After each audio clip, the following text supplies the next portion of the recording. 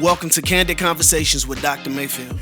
This episode is sponsored by Mayfield Counseling Centers, helping you find clarity, hope, and purpose. Call us at 719-452-4803. Here's your host, Trever Shirin. Thank you for joining us today. Dr. Mayfield and I are joined in studio once again with Greg and Erin Smalley, who are marriage gurus. Greg is the vice president of marriage formation and something else at Focus on the Family here in town. That's very impressive. Some very elaborate and professional title, I'm sure. Yeah, the longer your title is, the less power you really have. So the less space on your business card for your actual information. That's why my title's changed a couple times. I've shortened it. And Erin Smalley, who is a therapist here at Mayfield Counseling. Both are wonderful individuals. And we had an incredible conversation last week about conversations that married couples should be having for at least 10 minutes a day, and some of the reasons behind that. If you haven't heard it, go back and listen to it. If you have, I'm not going to review any further. Greg and Erin Smalley, you mentioned right before we started recording that you had another conversation that you wanted to talk about today. What is that conversation? You know, I was telling Greg right before we started that one thing I would like to talk about is the couples that I see here. So many of them come in and they've been married, 8, 10, 15, whatever years, and they're in crisis. They're experiencing conflict in very intense ways.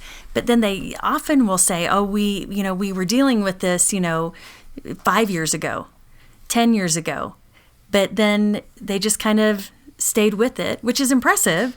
But they stopped talking about these issues that are brewing underneath. They're there. Yeah. And they just don't address them. I don't know if it's fear of addressing it. Maybe they tried a therapist and it wasn't a good fit, whatever it was. But they get busy and they just keep trugging along. But then they end up at a place that they are so disconnected and so unhappy. And, it makes it harder to get them back in the right direction. But it's just so essential that couples really take a look at where are we at. And if there are issues brewing, to get some help. Well, and it's interesting because similar couples that I see too, and you ask them what was the fight about or when did it start, and they can tell you like the time of year it happened, but really what was going on and the details of it, I don't know. And 5 years later, here we are in counseling, and they're still upset over something that happened 5 years ago, and they can't put their finger on it, but they just don't like the other person sitting across from them. It's fascinating. Yeah, and it's sad because you bury every emotion alive. Yep. You're going to bury every hurt, every resentment, every frustration alive. And so if we don't deal with those things, they will come out somehow. They might come out physically as far as distress or depression, or they're just going to continue to shut hearts down towards each other in their marriage to where they're not relating, they're not connecting, they don't want to talk, because if we talk, we're just going to get back into these things. And it's sad, right? Because these issues are solvable. They can do that. It's just probably they're not sure quite how to do that. Well, they're solvable, and sometimes they're almost laughable. Yeah. In the moment they were really important, and it was really hurt my feelings. But you go back and dig it back up again, and you're like, really? Like I got upset over that. But one of the things that I do with my clients a lot too is just really helping them. Instead of trying to be right, like why don't you seek to understand the position of your partner or your spouse, and listen instead of having an answer before they're done speaking and those kinds of things. And tying into last week's podcast, we need to spend those 10 minutes together at least and having those, soul-searching, deep conversations. But if we've got a couple that has these things brewing, or, they've buried alive a ton of things over the last 5 years, and they're going, I would really like to be at that 10-minute conversation piece, but I don't know how to get there. Yeah, and they don't feel safe to get there because it hasn't been safe. Right. They haven't, the thing that happens when we get into conflict and disagreements, our hearts shut down. And so when a heart shuts down, honestly, you're no longer really safe in that relationship because you're going to be very self-focused and focusing on, what you think and your needs and what I want. Versus, trying to understand and seeking to understand your spouse. So, first and foremost, just recognizing, if your heart's closed down, you gotta get your heart right. and, come in and talk about that and figure out what you're feeling and what the hurts have been, and, get your heart back to an open state.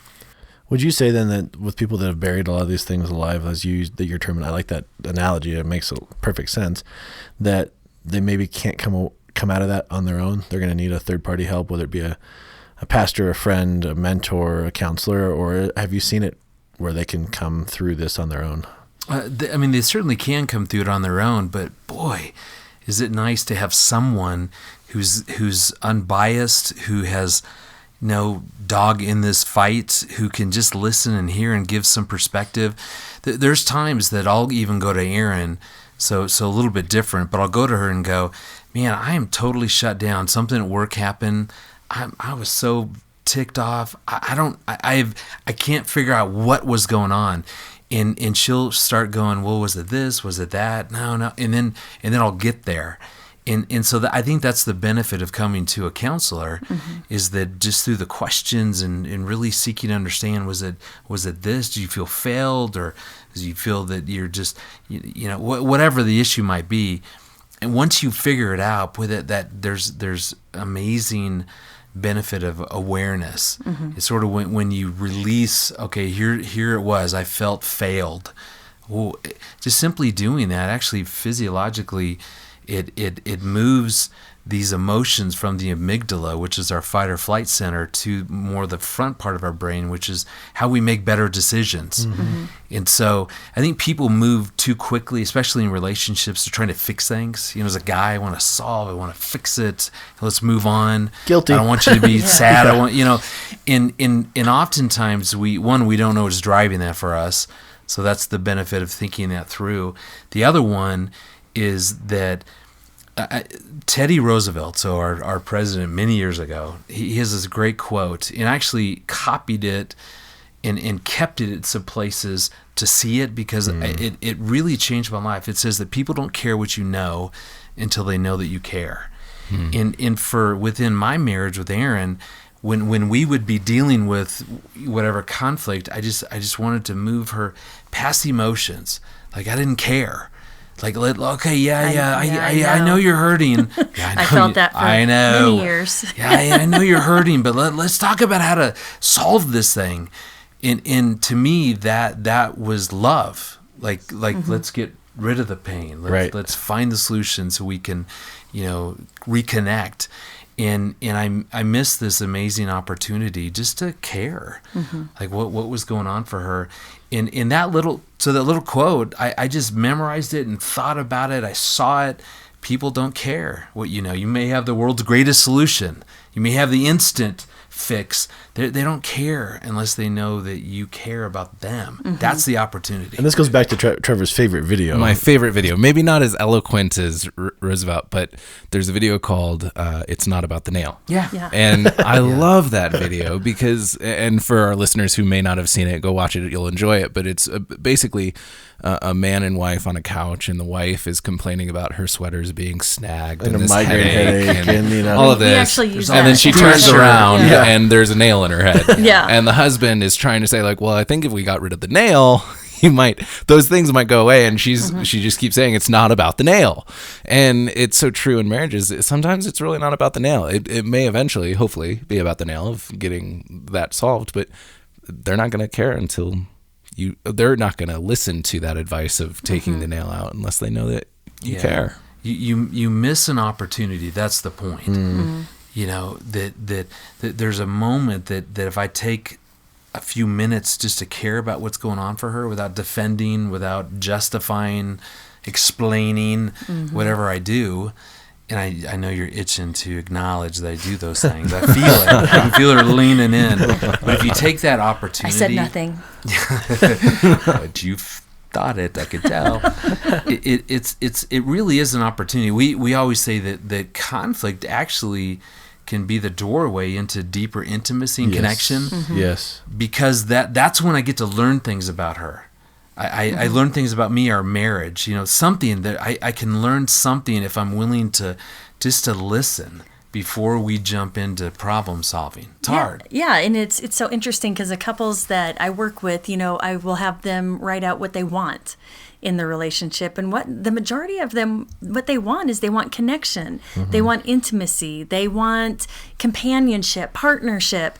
And none of that is going to come unless you work through conflict in a healthy way. When, there's a difference between combat and conflict. Yeah. Combat is, slinging cruel words and, anger and, on and on. And conflict, you're working through something together in a calm, rational manner.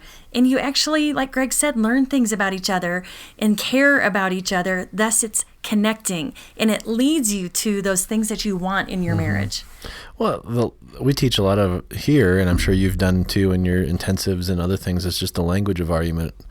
I think we don't get taught how do we argue? What's our natural way of arguing?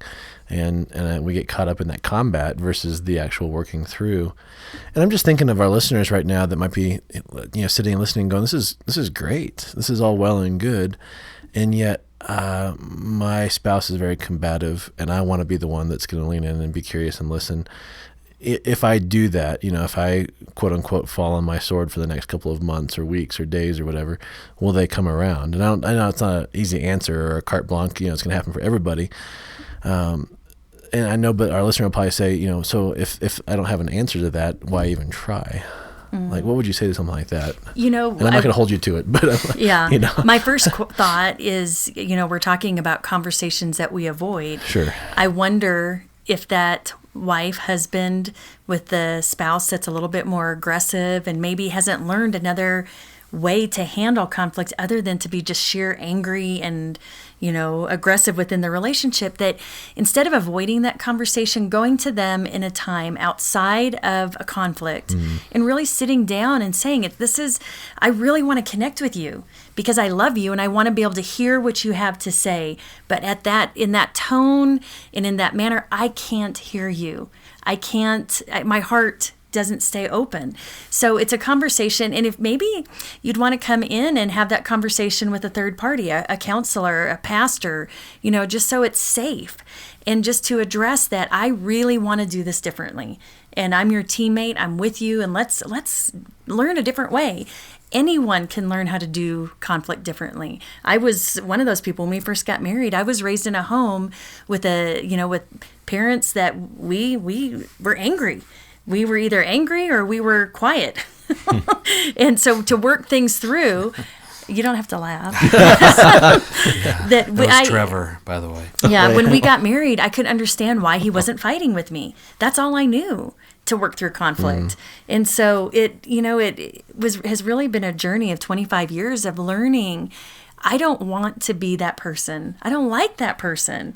And that's not who I really am. Right. And so it's been unpacking what is underneath there. There's these buttons and these reactions that show up when our heart is closed down. And so I've learned how to manage that stuff healthier. And you have to be aware of it first. Yeah, I like that because we always tell people the worst question to ask is, how do I have a better marriage? Which is very counterintuitive because that's why most people are coming for counseling. They're wanting a better marriage. The problem is that it takes two. For us to have a great marriage, both of us have to want that and contribute to that. I think the better question is, how do I be a better spouse? And if that's my focus, to Erin's point, then I'm thinking about how do I want to show up. So regardless of the spouse's response, I can always choose to listen. I can always choose to really seek to understand before being understood. I mean, there's things that I can choose to do. Now, to your point, if they're not responding, that's painful. Sure. That's hard. And you're not going to have a great marriage. But at the end of the day, you're still showing up in a way to where you have integrity. It's how you want to do. And that's important. That's what we can control. So the mutual reciprocity that we want to see in marriage begins with the individual. It does. Now, there's another great quote, a gentle answer turns away wrath or turns away anger. So, I mean, truly, when I just listen and gently speak to Erin, even when she's agitated, there can be a calming effect to that. So, I mean, I can influence how she might be showing up. But again, my focus isn't her and trying to get her to calm down or quit being so mean. Yeah. It's how do I want to show up? Or trying to put me in timeout. I tried that once. Yeah, That probably didn't go very No, well. you yeah, did that not. didn't go well. Okay. Trevor's like, really? I'm gonna try that one tonight. Wow. Yeah. You got me there. Yeah. It was funny. the facial expression. Yeah. Totally sold it. You know, Aaron. Do you think there's any way in the world I could put her in a timeout? That would, Nobody puts baby would in the not- corner. Well, But I think this is really good. And I think we come back to the point, though, that when things get to a certain point, you need to be humble enough and aware enough that maybe I need a third party because some of these things can't Courageous be hashed enough. out. Yeah. Courageous enough. Yeah, I like that. Because I hate it. I hate that we have somebody that's coming in and they've been married for 15 years and problems started at year 5, and they've had 10 years of an unhappy marriage. I'm like, oh my goodness! Like if we can get to these things sooner, it could be totally avoided. So I've been married almost 2 years. I think around the time that this podcast job. comes out, it will be officially 2 years, which I'm super excited for. And Congratulations. Thank That's you. a big deal. I adore my wife. She's wonderful, and she makes me a better person. And so looking forward to, 15, 20, 30 years from now, I'd hate for anything that I go home after this discussion, have an argument, and then it just kind of becomes something down the road. What can young married couples do to be preventative or just to be vigilant about those things? What are the things that we need to hear as young married couples so that when we get to that point or when those situations come up, we can avoid them? I think there's so many simple tools that any couple at any stage, but the things that I wish we would have known early on in our marriage, because we had some really hard years at the beginning. Our first 2 years were probably our hardest, and then we had a baby, and so it got really Got easier. Why not? Got so much easier. And it was honestly then that we were like, it's time to grow up and it's time to learn how to do this differently. And so over the years, we've been exposed to so many different communication techniques and, the reactive cycle of, it's a model we use for conflict. Just those simple tools that can be put in your toolbox for over the different seasons where you're changing, growing, adding to your family, that stress can rise. Conflict is more likely to happen when stress is high. So I would say to a young couple, don't ever think that marriage is this easy ride that you don't have to pay any attention to, building this great marriage. You have to be intentional about pouring into your marriage each and every day. And so in many ways, what have you done for your marriage today? And so you start, adding these little things in and reading and learning and going to marriage seminars, asking older couples, what is one thing you wish you would have known in the early years? Just continuing to learn and grow and be committed to that in your marriage. And have a baby if all else fails. That's right. Exactly, because Yeah, that really will solve everything. Yeah, that worked really well. I think to have an attitude that we're not going to sweep things under the rug. Mm-hmm. I mean, really make a commitment to each other that we're gonna look at conflict differently. We're gonna see it as an opportunity. We're gonna see it as, if we walk through this, talk it through, really learn and understand each other, there's a payoff there. That we will take something away. I guarantee it. Every time you choose to talk a conflict through, you will learn something. I guarantee it. There's a treasure. It's like the little pot of gold at the end of the rainbow. There really is. Right. It might be something tiny. It might be a big deal. Our first couple weeks of marriage, she asked me one time to rate her. We're laying in bed. She said, rate me 0 to 10, 10 being the best. How am I doing as a wife? And I quickly I told her, you're a 9.3. I thought that was a really good thing. And I didn't understand why she was crying.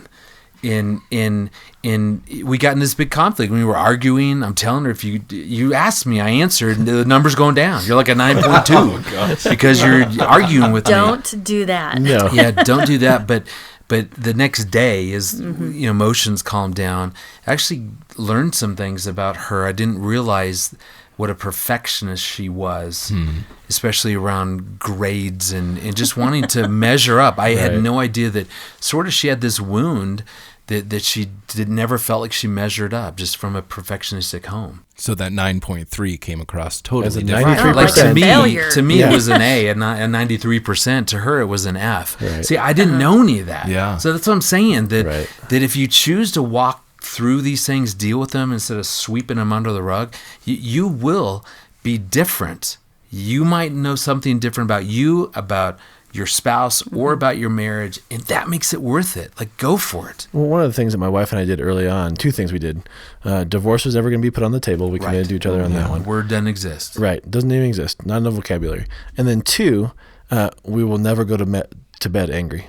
And there have been times where the sun's come up and we're still hashing it out because we stayed up all night, but we didn't go to, and it's You're drinking like rock stars, and coffee, and monsters, double shots, and no-dos. but it's been midnight coffee so conflict. yeah, right.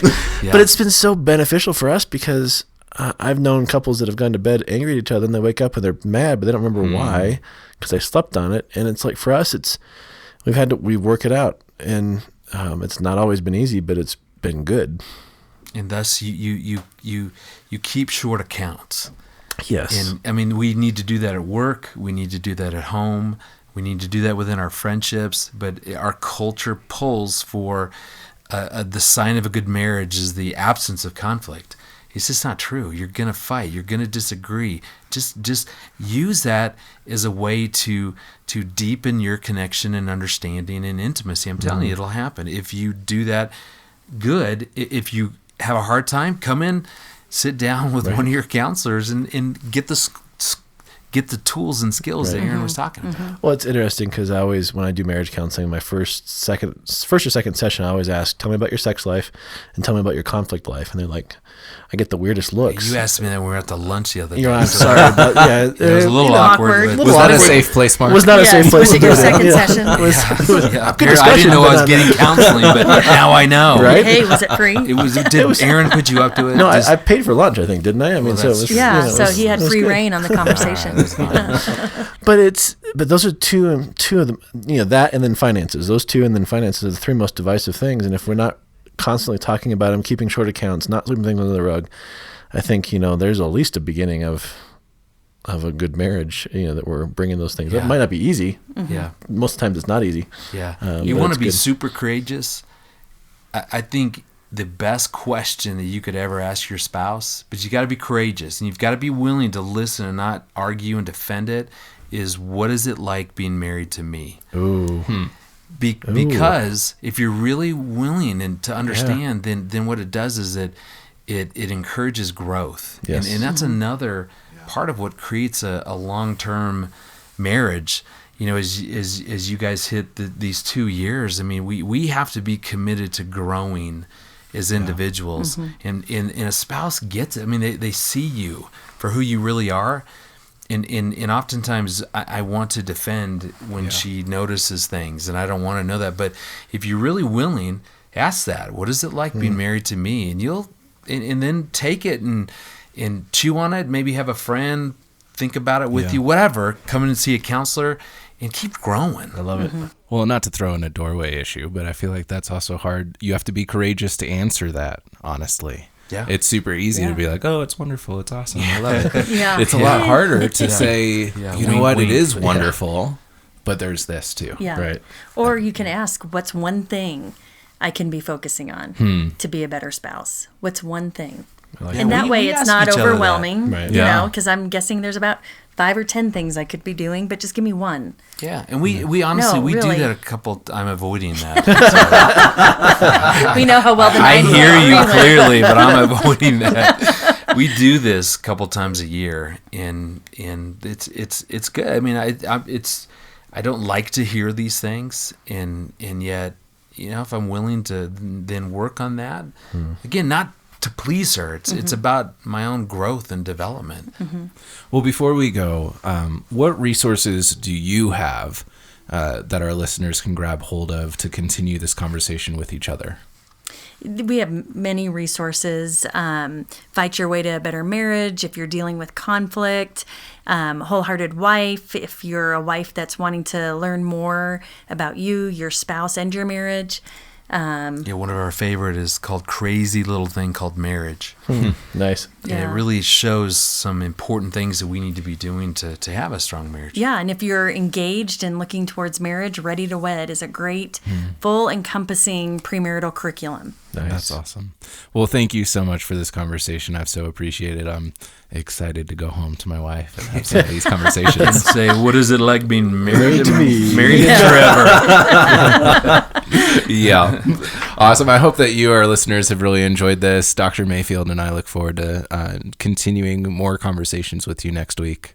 Thank you for joining Candid Conversations. If you would like more information, go to mayfieldcounseling.com/candid conversations and check out our Facebook page, Candid Conversations with Dr. Mayfield.